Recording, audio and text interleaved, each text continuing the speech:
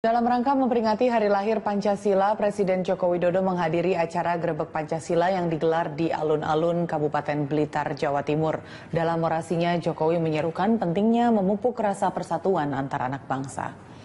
Acara Grebek Pancasila selain dihadiri Presiden Joko Widodo, juga dihadiri Ketua Umum PDIP Megawati Soekarno Putri dan sejumlah kabinet kerja seperti Menteri Koordinator Bidang Pembangunan Manusia, Menteri Kebudayaan Puan Maharani, serta Menteri Pendayagunaan Aparatur Negara. Jokowi mengharapkan peringatan Hari Pancasila menjadi momen bagi bangsa Indonesia untuk saling memupuk rasa kebangsaan. Sementara Megawati Soekarno Putri menghendaki tanggal 1 Juni sebagai Hari Nasional.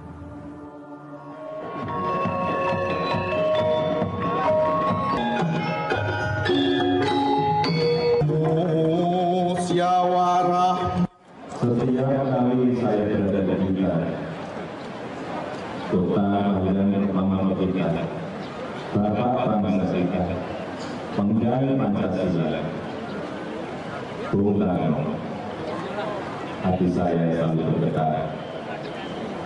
Getaran ini senantiasa muncul karena kota ini kita bersama-sama bisa menghayati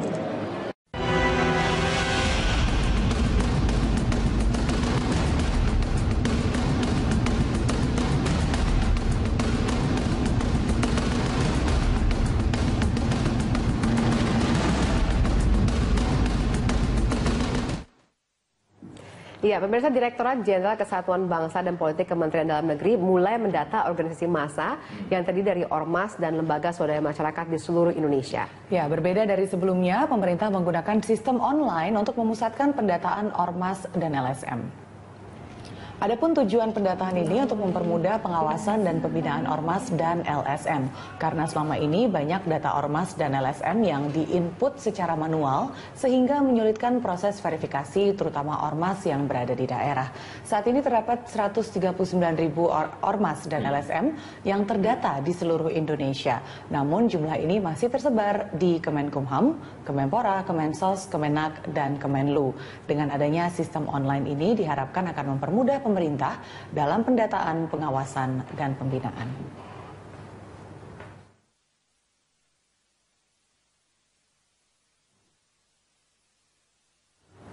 Saat ini terdapat ratusan ribu ormas di Indonesia, namun tidak semua dikenal oleh masyarakat, bahkan hanya sedikit yang akrab di telinga kita. Ya, berikut kami rangkumkan 5 ormas paling populer dan berpengaruh di Indonesia. Yang pertama, Nahdlatul Ulama atau yang akrab dengan sebutan NU. Ormas ini identik dengan pesantren yang tersebar di seluruh Indonesia. Sedikitnya terdapat 3.700 pesantren yang tergabung dalam organisasi ini. Berdiri sejak tahun 1926, NU memiliki sejumlah kiai besar yang menjadi panutan. Kedua, Muhammadiyah. Ormas ini salah satu yang paling tua di Indonesia, yaitu berdiri pada tahun 1912. Eksistensinya di Indonesia terasa di segala bidang.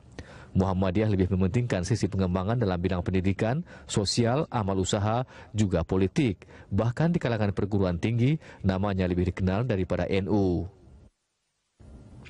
Ketiga, Front Pembela Islam atau FPI. Ormas ini paling muda di Indonesia. Meski demikian, FPI memiliki daya tarik tersendiri hingga selalu terangkat ke media di setiap kegiatannya. Ormas yang didirikan oleh Habib Rizik ini sering menggunakan kekerasan dalam setiap aksinya.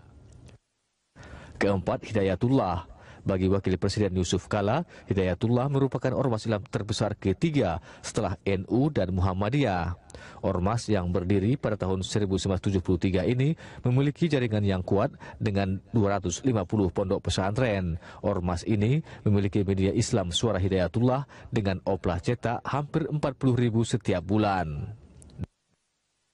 Dan yang terakhir, Persatuan Islam. Ormas ini lebih fokus pada gerakan intelektual. Oleh sebab itu jumlahnya tidak banyak, namun berkualitas. Organisasi ini juga memiliki sekitar 450 pesantren dengan beragam tingkatan.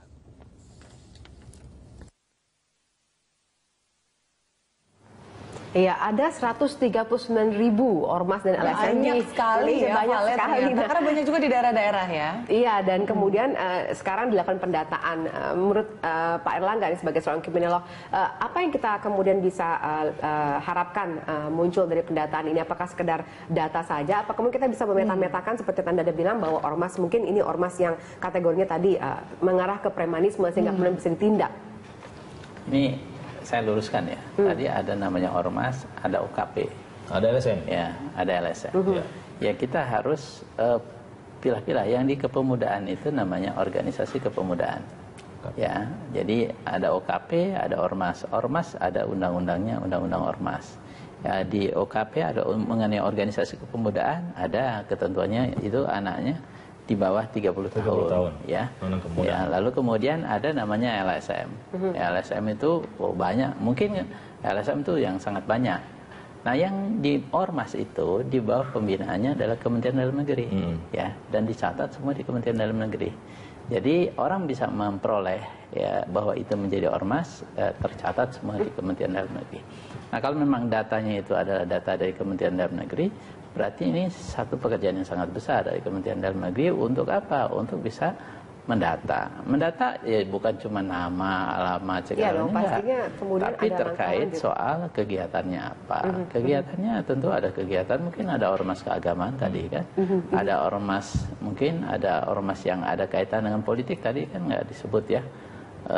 Tadi ada Muhammadiyah politik, tapi ormas mengenai pendidikan bukan Muhammadiyah kan gitu ya.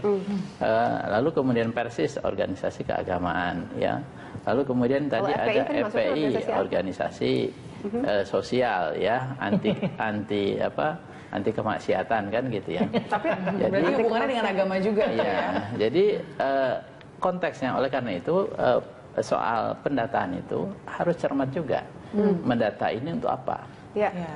Untuk kepentingan apa? Untuk kepentingan pembinaan, ya pembinaan organisasi, maka harus ada pendataan yang pertama barangkali terkait soal siapa pemimpinnya. Pemimpinnya gimana? Bisakah dia bisa meredam konflik, ya? Atau ada nggak budaya organisasi dalam ormas itu yang baik, yang bisa menciptakan? Makanya ini kalau NU Muhammadiyah kan nggak ada perkelahian kan gitu ya.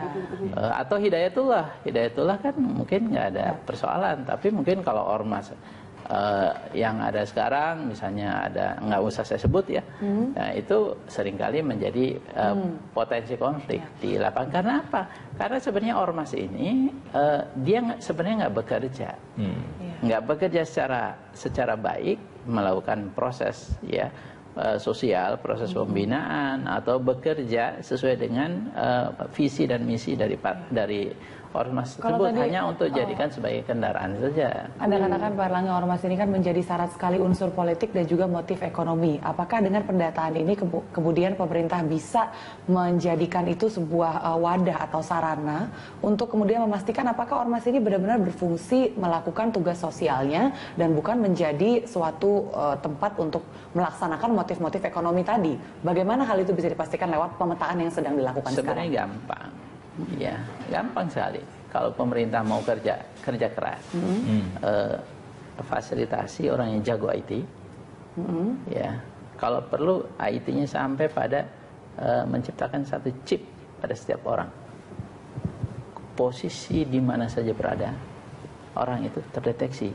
Tadi dia lagi tidur, tadi dia lagi mau bikin gerakan makar, mau bikin apa, terdeteksi.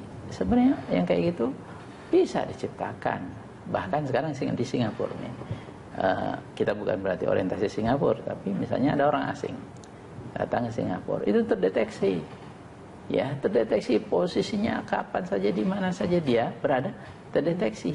Apalagi kemudian ada terdeteksi sih Pak, mungkin karena kan mereka sering demonstrasi gitu kan, sering dengan atribut yang gitu. Itu kan sebenarnya tinggal keseriusan. Kalau kita menyambut baik pendataan dari Kesbang Pol itu, memang tugas dia melakukan pembinaan, tapi dia juga harus berani menyampaikan indikasi atau indikator lah kira-kira begitu kepada masyarakat, supaya masyarakat juga melek gitu. Oh, organisasi ini mesti diawasi.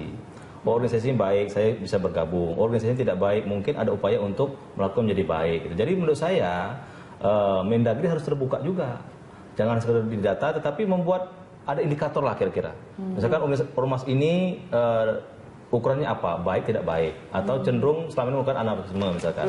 Nah kalau itu dibuka kepada masyarakat bisa melek juga, bisa melakukan pengawasan yang saya bilang tadi, partisipasi proaktifnya masyarakat diperlukan. Kalau enggak, ya mereka merasa paling benar terus melakukan anarkisme, premanisme, kemudian keributan di mana-mana. Kalau itu tidak dimulai oleh Kesbangpol, hanya sekedar mendata, saya kira jangan-jangan anarkisme yang sering terjadi itu akan terulang kembali, dan bukan hanya di tempat yang sama, tapi mungkin di tempat-tempat yang lain. Dan jadi mungkin transparansi pengelolaan dana yang setiap ormas juga ya, itu yang baik kalau bisa diakses oleh dan dana ormas itu kan ada dari Mendagri ada.